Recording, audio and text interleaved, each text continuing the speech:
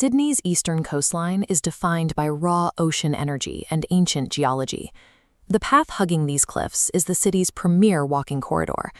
Tourism brochures sell this route as a breezy, flat stroll along a paved boardwalk. The physical reality of the actual path demands a lot more from your legs. Take a look at this 3D topographical map. The 6-kilometer trek requires negotiating an 84-meter vertical change in elevation. As we zoom in, navigating this terrain means climbing hundreds of steep staircases, pushing up heavy headlands with almost zero shade.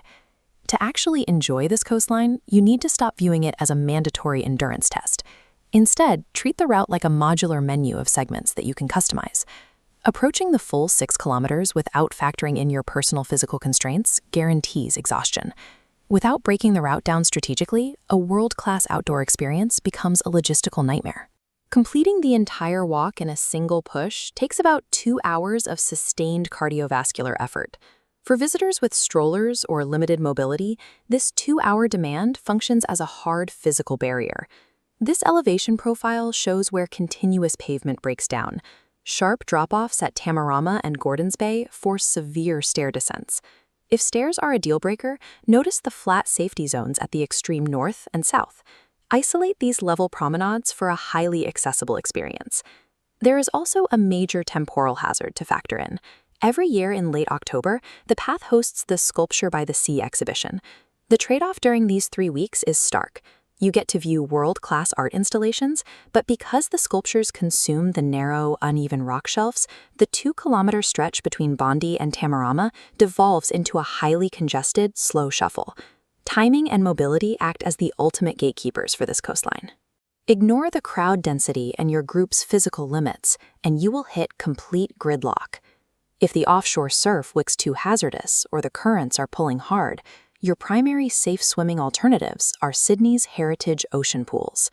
These pools completely eliminate the danger of rip currents. However, each location operates under a distinct set of entry fees, access rules, and crowd dynamics. Bondi Icebergs is the premium, high-visibility option. It guarantees iconic views and geometric lanes set against the turbulent ocean waves, but it comes with a mandatory entry fee and peak tourist crowds. Contrast that with Bronte Baths to the south. It is entirely free and highly family-friendly, which also makes it one of the most heavily congested swimming spots on the coast. Further down in Coogee, McIver's Ladies' Baths operates under highly specialized access rules. By law, entry to this pool is strictly restricted to women and children. These highly specific access models have a long-standing heritage. Early 20th century swimming culture established these pools as specialized community institutions, tailored to very specific demographics. Selecting an ocean pool forces a direct choice between your budget, your desire for exclusivity, and your tolerance for sharing the water. There is a massive logistical flaw built into any point-to-point hike. You finish 6 kilometers away from where you parked, stranded in an entirely different transit zone. Relying on a personal car is a mistake. Parking at these beaches on a weekend is nearly impossible. To get out, you have to use the public bus network. Looking at the local transit map, the blue line verifies your extraction tool, the 362 bus. It runs directly along the coast, linking the 2 major beach hubs together and solving your return trip problem. This transit divide exists because Bondi and Coogee were never meant to be a unified park. Historically, they developed as rival holiday resorts, each operating as a massive destination hub with its own hotels, tram lines, and local cultures. Treating Bondi and Coogee as connected but distinctly separate urban centers, rather than one continuous nature trail, gives you the framework to master your exit strategy. To match your constraints with the optimal trail segment, let's look at this scenario flowchart mapping 3 distinct pathways. Following the time-poor tourist path, you execute only the 2.5-kilometer northern segment from Bondi down to Bronte. It takes about 45 minutes.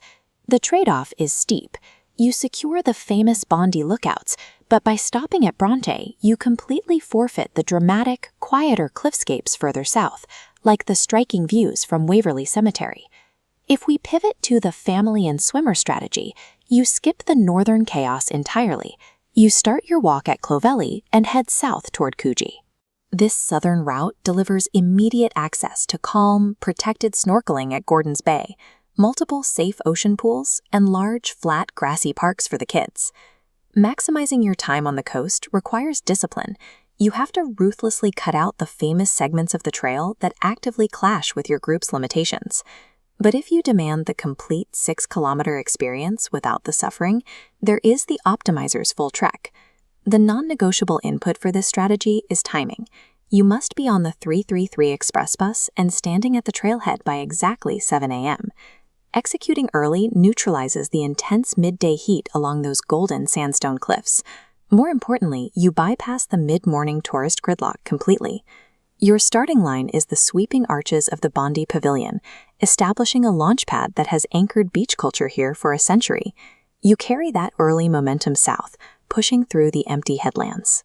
Your final reward is arriving at the lively Coogee Promenade, perfectly timed to sit down for a massive, hard-earned brunch. The Bondi to Coogee Walk is rarely a singular test of endurance. It is a highly customizable menu of Sydney's best coastal experiences, waiting for you to optimize it.